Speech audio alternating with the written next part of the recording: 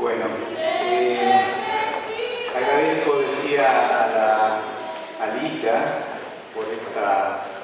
por este espacio tan importante que han sostenido a lo largo ya de los años para hacer esta sexta edición de este congreso, los apoyos que tienen de distintas instituciones, en fin, y también al Ministerio de Educación Nacional que ha posibilitado que yo pueda venir desde Jujuy, más específicamente desde Tilcara. Yo siempre digo que la educación intercultural bilingüe ha hecho de mi vida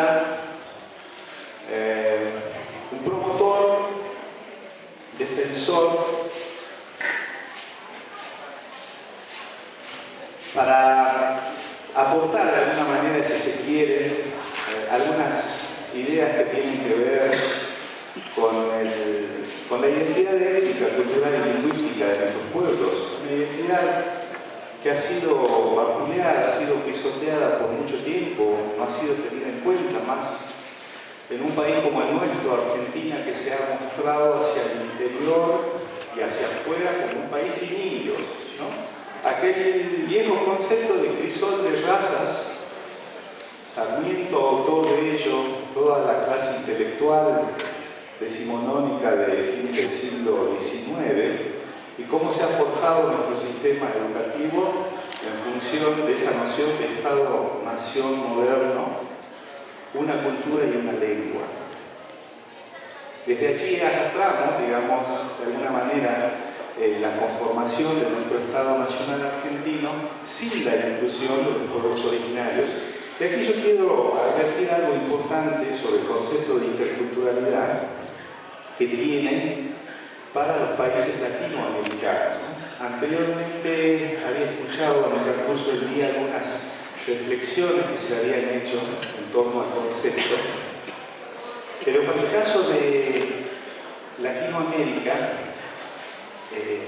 cuando Mozotti y Rengifo lo presentan por primera vez en un congreso de americanistas por el año 1974 en Lima,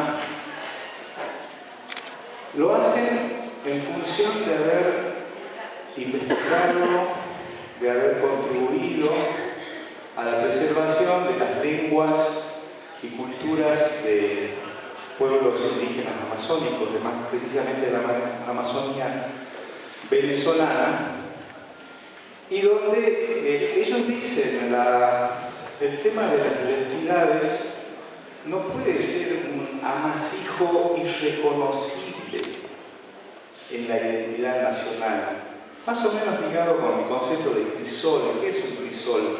Se funde algo ahí y desaparece, se funde el cobre con el estaño y dan lugar al bronce. Después también escuché durante el día algo así como, bueno, las culturas ya no son puras, híbridas, un concepto traído desde las ciencias naturales, el maíz híbrido.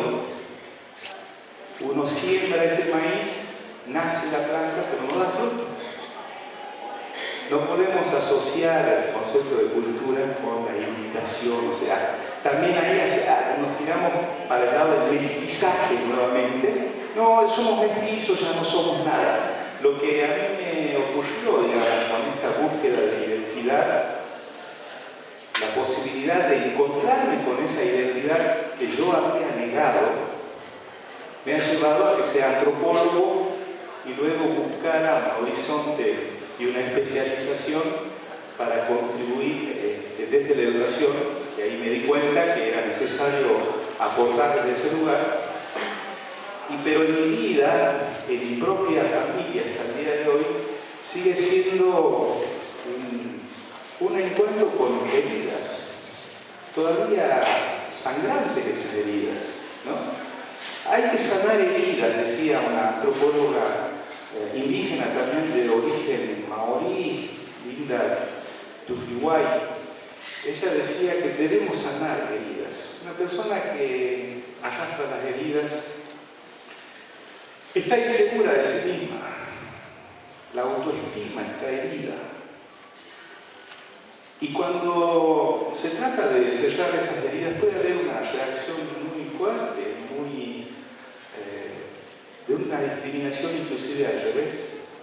Como yo noto hoy en día en parte de la dirigencia indígena, a veces, no sé, haber un líder como Felipe Quispe Malco allá en Bolivia, un tiempo dijo en Tiahuanaco, ahí en las ruinas, ahora nosotros ese tiempo de los aymaras y los aras, que son los blancos, van a tener que pagar, entrar con pasaporte, algo así era, cuando se estaba postulando a Tiahuanaco a Patrimonio de la Humanidad.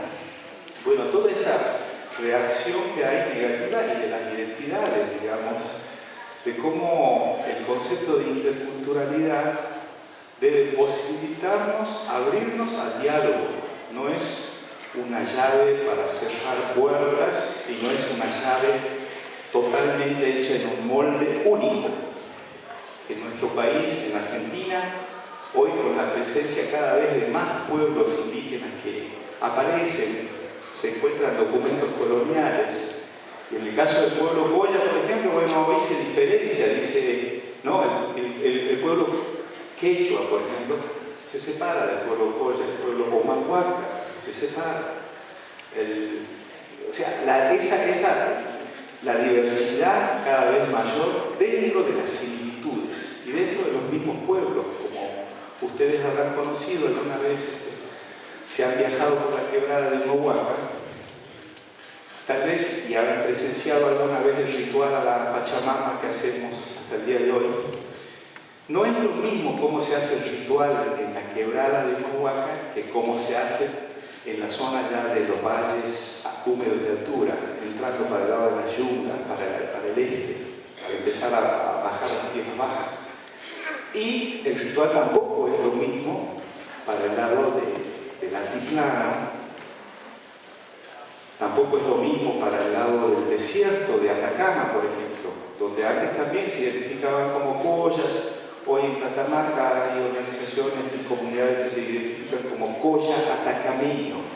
O en otro caso, como el de Jujuy, Atacama, por aparte. El ritual de la Pachamama a mí una vez también fue tan ejemplificador de esa diversidad que supimos amar y querer los pueblos indígenas. Todo lo que era diverso, yo pienso así muchas veces que sucede con el ritual de la Pachamama, uno participa en una familia, lo hace de una manera a determinada hora, elige un determinado día durante el mes de agosto. Ahí hay como un común denominador que se hace en el mes de agosto, el mes que consideramos los collas cuando la tierra se está acomodando para recibir la simiente y para regenerar nuevamente la vida, volver a conectarse con la madre tierra para sembrar y iniciar el nuevo ciclo. Entonces siempre los collas por lo general hacen un solo pocito, un solo agujero. Yo lo he visto también en algunas documentales que han filmado por acá y más o menos como lo hacen acá en Córdoba. Esa manera de hacerla más o menos en general también cavando en un pocito, un agujerito, en la boca de la madre tierra, decimos nosotros. Y para el lado de Sucre, para el lado de Calpuá, hay una vez que hacían dos agujeros, dos pozos. ¿Y cómo? No, uno es para la comida y el otro es para la bebida. No se debe mezclar.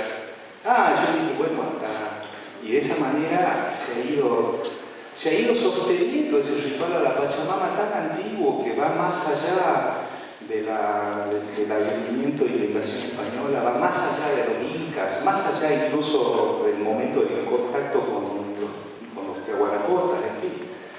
Es muy antiguo ese ritual y ha llegado con tanta vitalidad hasta el día de hoy. Así también el ritual relacionado con la muerte, ¿no? Cómo elaboramos nuestras formas en el mundo andino de asimilar ese dolor por la pérdida de un ser querido. En una época de la dictadura yo reflexionaba, era muy chico aún, iba a la escuela primaria y veía que algunos de estos rituales estaban prohibidos, digamos. Todo lo que era catolicismo popular. Ustedes recordarán las imágenes de la difunta Correa, que en un momento se dijo que había que romper todas esas imágenes que había por la ruta. Hoy es normal ver la imagen del gauchito Gil, ¿no es cierto? En la ruta es normal, nadie, incluso se respeta, es una devoción que se ha extendido.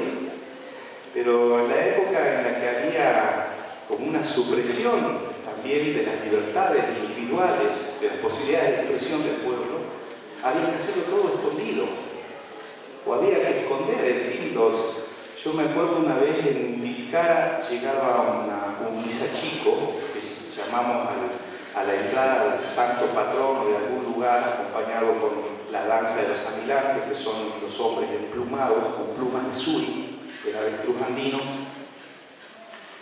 Y fue muy fuerte para mí la imagen. Teníamos un cura en el pueblo que combatía todo lo que era expresión de religiosidad popular. La gente, 2 cuadras antes de la iglesia, solo agarra la imagen del santo, los hombres amilantes se sacan las plumas, la música, todo se esconde todo y se llega a la iglesia. Y entran a la iglesia y el cura les retaba a la gente y le decía: borrachos, seguramente ahora salen de acá y se van a chupar, a tomar, a comer y a beber. Y la gente lo que tenía en la concepción era el santo San Juan, como decíamos en San Juan Bautista, la imagen que se celebra el 24 de junio. Tan importante para nosotros en ese momento.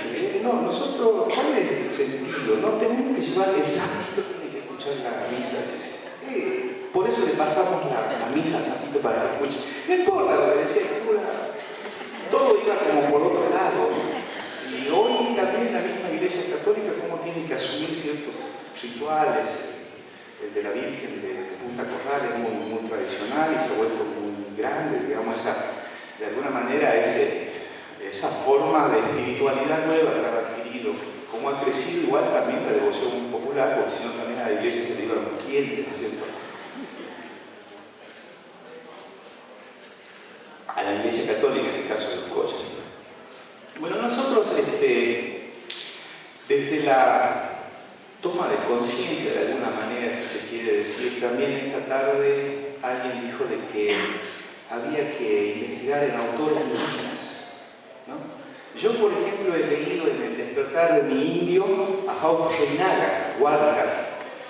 Tal vez conocen algunos de ustedes, y bueno, hoy pueden encontrar por internet, se puede encontrar muchos de autores indígenas. Andino, y yo cuando leía ese libro que se llama 5 siglos de guerra que echó Aymara contra España, Tahuantinsuyo se llama. A mí, yo era muy jovencito y eso lo reflexioné en el ámbito de la maestría cuando me formé en Cochabamba junto a otros estudiantes. Y ahí hacíamos un taller de autobiografía. Y uno de los puntos era responder, a ver, cómo había pasado aquello de reflexionar en torno a ese despertar del indio. Entonces, si uno lee Fausto Reinaga, claro, te dice, el indio no es nada, el indio es a lo sumo sacristán, el blanco es el sacerdote, el blanco es obispo, el blanco es... El indio va a los hospitales y es enfermero, el blanco es médico, el blanco es el director.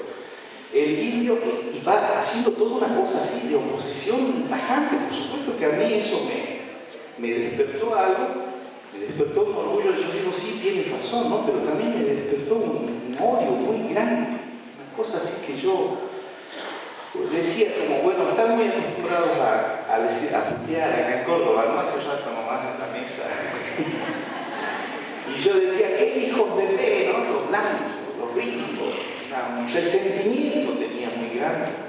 Inclusive hoy, en la región donde vivimos, que fue declarada Patrimonio de la Humanidad, la quebrada del Mohuaca. Entonces hoy decimos, a ver, ¿cómo nos debatimos ahí? ¿Cómo entra el tema de la identidad étnica?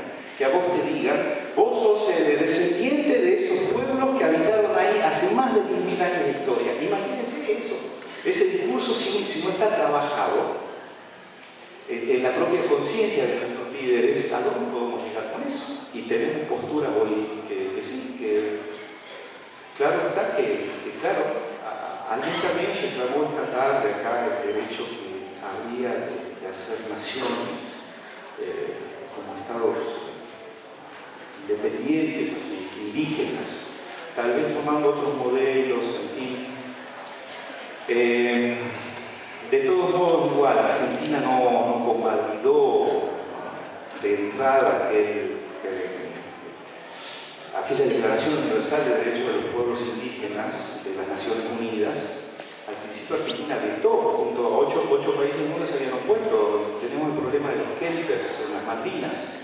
Ellos también están reclamando su derecho a la autodeterminación.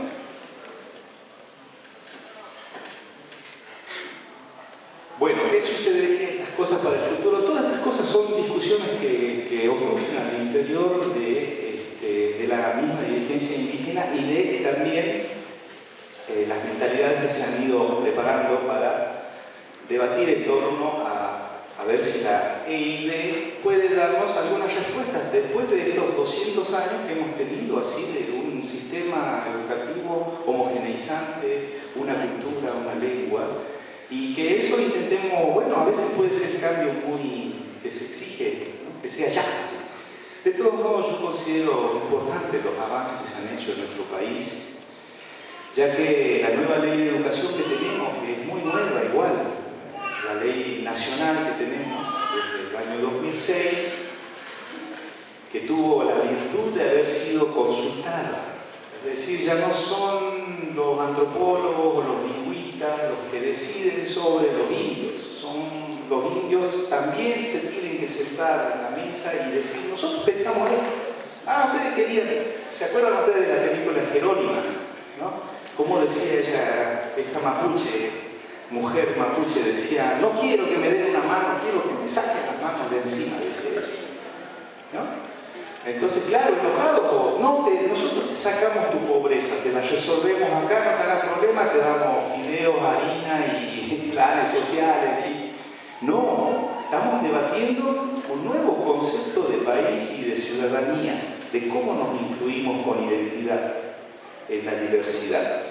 Entonces, ahí también el concepto de intercultural es diferente pensarlo desde Latinoamérica, desde la UNASUR, desde el Mercosur, desde la Patria Grande, que ahora se habla mucho esto de esta corriente que hay en nuestros presidentes que tratan de ir a esos foros internacionales y decir así pensaba San Martín, así pensaba Bolívar, de pensarnos en esas identidades, porque el concepto de interculturalidad desde acá en Latinoamérica trata de construir ese concepto homogeneizante de nación, cosa que no cuestiona en Europa o en Estados Unidos, donde más o menos se aplicó un concepto similar de interculturalidad o multiculturalismo para resolver el problema de los migrantes, los negros, en fin.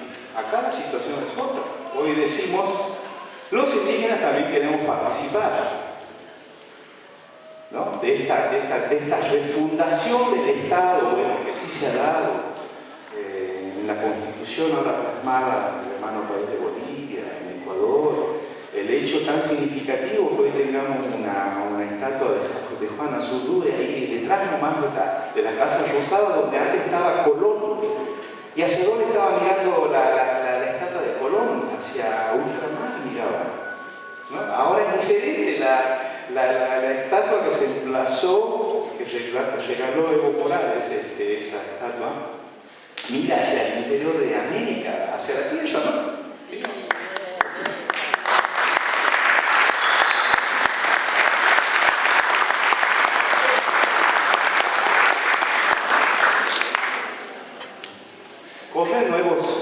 Corren vientos de cambio, digamos. Tenemos una ley nacional que posibilita, que trata de alguna manera de instaurar esta educación intercultural bilingüe. Yo estoy muy de acuerdo con lo que he dicho esta tarde también, de que no es solo una propuesta pedagógica, sino también es un proyecto político. Estoy muy de acuerdo con esto. Y que se haya ahí abierto a la participación, esto que ya mencionaba, de establecer una mesa de diálogo, que se ha abierto de alguna manera con esa nueva ley, posibilita, digamos, dice en unos incisos que del artículo 53, el Estado será responsable de generar o crear mecanismos permanentes de participación. Y ahí nos debatimos qué es participación, porque hoy nuestros pueblos también indígenas en Argentina, cada vez que se escucha que el Estado va a intervenir sobre temas de salud, sobre educación, sobre el fin, se dice sí, queremos participación real y efectiva. Entonces, esta posibilidad de generar un mecanismo de participación ha hecho que se constituya el Consejo Educativo Autónomo de Pueblos Indígenas. Ayer alguien ya lo mencionó por acá, el CEAPI. Alguien preguntó, inclusive, si alguna de las experiencias que se venían desarrollando tenían una conexión con estos líderes que se han nucleado en esta nueva organización y que en este momento el Ministerio de Educación Nacional posibilita para operativizar que viajen los líderes donde se toman las decisiones centrales a Buenos Aires. Muy pocas veces se ha federalizado la posibilidad de las reuniones porque tenemos un país gigante, muy amplio en distancias, entonces siempre posibilita que los integrantes de ese Consejo Educativo Autónomo de Pueblos Indígenas se reúnan en la sala misma donde debaten el Consejo Federal de Educación, que reúne a los 23 ministros de las provincias más el de la Ciudad Autónoma de Buenos Aires, ¿no? O sea, son 24 jurisdicciones de nuestro país, las características de nuestro país también hacen difícil el tema de la gestión, porque nación no puede obligar así nomás a las provincias a aplicar a rajatabla una determinada ley. Por ejemplo, la nueva ley de educación nacional, sancionada a fines de 2006, todavía en las provincias, hay provincias que todavía no tienen nueva ley de educación, siguen con la vieja ley federal de educación de la década neoliberal, del 90.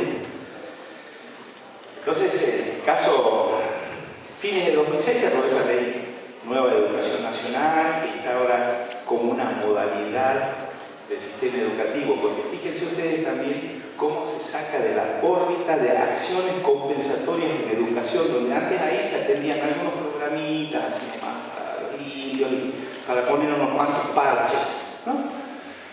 Ahora no, ahora la nueva ley dice no, la modalidad de educación intercultural bilingüe es una de las 8 modalidades del sistema educativo nacional, de nivel primario, secundario, nivel inicial, primario, secundario, terciario. Entonces, bueno, hay provincias que sí han convalidado esa nueva ley, hay provincias que no. Hay provincias que hasta hace mucho tiempo decían, no, nosotros, indios, no. Acá no tenemos, o sea, y lo mismo bajarlo a un nivel muy así de gestión como en la escuela. Yo conozco hoy directores de escuela de mi región, La Quebrada, que dicen, oh, encima que tenemos el comedor, encima que tenemos el plan lectura, encima, ahora los niños, así, ¿no? Una cosa más, a eso más hay que ocuparse, claro, tienen que atender, digamos, tienen que seguir un lineamiento, posibilitar, pero ahí están. Y una cuestión importante, digamos, de empoderamiento sobre estos derechos es socializar, tratar de que se respeten esos derechos que están consagrados en la ley, y por otra parte abrir también a la participación real y efectiva dentro de las mismas comunidades o dentro de los mismos pueblos indígenas. No he visto en este año, en estos últimos años, así una renovación de sus líderes, en nuestro caso, de cómo es en nuestro país, o en nuestra región del NOA también. A veces he visto que es el mismo líder el que va a reunión de cualquier tema, de cualquier área, hace denuncias por ahí, y a veces también la bajada que se debe hacer sobre... Yo les decía una vez que me invitaron a un foro de cierre de proyectos indígenas, si habían tenido posibilidades de conversar con los más ancianos, cuánto había de participación de la mujer. Vean ustedes en nuestro país cómo esa ley de educación sexual integral nueva que tenemos hoy posibilita que el tema se discute de todos lados. Eso para mí es un avance muy importante, se nos ha metido en la vida íntima el Estado, de alguna manera, porque claro, dice, a ver, ¿qué había pasado? A mí me tocó participar en reuniones con, sobre todo mujeres, mujeres guaraní, unos cuantos hombres, también las reuniones que se han hecho con los quechos como para que se incorpore el tema de las lenguas, de esas láminas que se han distribuido en todas las escuelas, pero que para el caso de escuelas con población indígena debía hacerse en las lenguas indígenas. Y cómo ahí debatían, por ejemplo, las mujeres guaraníes debatían de una manera, a veces en su lengua y a veces lo hacían bilingüe, entonces uno podía entender. Y decía, bueno, el papel de la mujer. Decía, no, nosotros antes no éramos nada en la casa, había que tener los hijos que había que tener, no había manera, ni jamás no hemos tenido así líderes mujeres, por ejemplo, ¿no? Y cómo se ha ido deconstruyendo eso. Y alguien también hoy mencionó el concepto de intraculturalidad, que es esta posibilidad de reforzar la propia cultura, ¿no? Como un paso previo a la interculturalidad. Esto intra lo hemos copiado un poquito de Bolivia. La posibilidad de fortalecer la cultura misma, y de ahí estamos en condiciones de establecer lazos armónicos de diálogo que van y vienen, ¿no? De la cultura indígena, de la cultura nacional, de la cultura universal. Ahora esto otro, que a veces podemos encontrar alguna respuesta en alguien que puede decir todavía eso persiste en la sociedad en general, la mirada del indígena es así. Si alguien habrá ido a pasear por Tilcara y llega a Pucará y entonces dice de acá a la ciudad, y acá estaban los indios y acá se paraban en estos muros y de ahí se mataban entre ellos y se sacaban la cabeza. Y se imaginan así cosas así, ¿no? Esa imagen estereotipada de cómo. Y a veces a nuestros propios guías de turistas, en nuestra Tilcara, a veces no les queda otra que decir sí, así les cuesta reconstruir esa imagen estereotipada que tiene el turista, el que ve de una manera que encasilló al indígena y que a la vez pintó como un modelo de sociedad a veces un poco idílico, así entre ustedes, ¡ay, qué linda paz que hay acá! Y entre ustedes se quieren todo. Y mi hermano una vez se cansó de eso, de un grupo que estaba visitando, y dice, no, nosotros tenemos problemas como en todo el mundo, acá también los hombres nos golpean a veces, nos peleamos, estas cosas que son enfermedades que tenemos de por sí como sociedad y como seres humanos.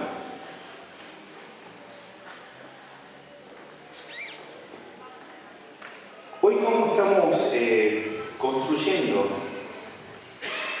esta noción de interculturalidad? Y cuando yo decía de que para mí hay un concepto que es muy importante, o de alguna manera una frase que creo que Luis Enrique López dijo una vez, que la EID es como un traje así a medida, como un traje que hace un sastre, como una modista, que se debe hacer a medida, no hay una receta única, ¿no? En el caso de hoy también estaba escuchando con mucha atención la ponencia que dieron al caso del tema de los estudiantes que sufren o que abandonan la universidad o que no tienen éxito cuando vienen a estudiar acá en Córdoba. Se hablaba un poco la imposibilidad, por ejemplo, que puede haber de alguien que claro, su lengua materna es una lengua originaria o una lengua indígena o viene de otro universo cultural que no es comprendido acá en la ciudad. Pero dentro de ese interín también está la variedad dialectal del castellano, por la cual nuestros niños, nuestras niñas siguen siendo discriminados. Y en particular a mí en la quebrada de Humahuaca me tocó trabajar ese tema para ver cómo debemos hacer apropiarnos de alguna manera de la lengua española estándar sin desmerecer esa otra posibilidad de la variedad dialectal propia, con marcas o con sustratos de lengua quechua o lengua aymara que tenemos en nuestra región. Entonces ahí no hablaríamos de una educación intercultural bilingüe, porque ya en nuestra región no tenemos bilingüismo. O sea, estamos hablando de una educación intercultural bidialectal, porque de alguna manera el niño también o la niña también es discriminado por su forma de hablar. Yo siempre pongo ejemplo en las conferencias o donde me llaman para dar una charla. Yo Una vez había dicho en la escuela, y ella iba al 6º grado, y señorita, mañana capaz que no haya clases. Niño, no se dice haya, se dice haya. Además, por nuestra lengua castellana o española es muy difícil. Uno le pregunta a un extranjero, vean la cantidad de normas que tiene para escribir la C diferencial de las Z, de las S. Todas esas cosas, las esdrújulas, las graves. Y con esa carga, claro, yo ya me sentía inseguro de ser discriminado por mi maestra y no querer hablar más en el aula. Si hablo también español o castellano, me entiende perfectamente que yo quería decir haya, en vez de haya. ¿No es cierto? Bueno, todas estas cosas, usar el diminutivo que hace más afectiva a la lengua, ahí cito, quiero, estito quiero, esa me gusta cuando escucho mucho en Bolivia, la variedad de bolivianas, estito, hace más afectiva la charla. Mi mamacita, algo así, ¿no? Ay, cojuicito, como dice la canción, cojuicito de mi alma, se usa mucho el diminutivo. Bueno, todo eso era combatido también antes, ¿no? Y hoy es un motivo, no es tan, a pesar de que hemos logrado algunos materiales didácticos para abordar ese tema de la variedad dialectal, todavía no es muy resistido, incluso por los mismos maestros y maestras collas, porque eso implica que uno se tiene que ver a sí mismo. Es decir, yo es como que se juega un papel dentro del aula. Hablo el estándar ahí, pronuncio Z, S y C, como en España, y después voy afuera y hablo normalmente, con mi mamá, con mi papá. Y yo antes de esa lucha ocurría dentro mío también. Yo trataba de ir a la casa y lo decía a mi papá, no digas sí papá, porque está mal eso, ya queda eso, hablar como en el campo, ¿cómo va a hablar así? Después yo me di cuenta que eso en la vida cotidiana, ¿sí? El desarrollo de la realidad se queda por su lado. Yo no iba a cambiar esa situación, ¿no? Que también me venía por imponer una cultura, por una manera de hablar. Y cómo se han reforzado las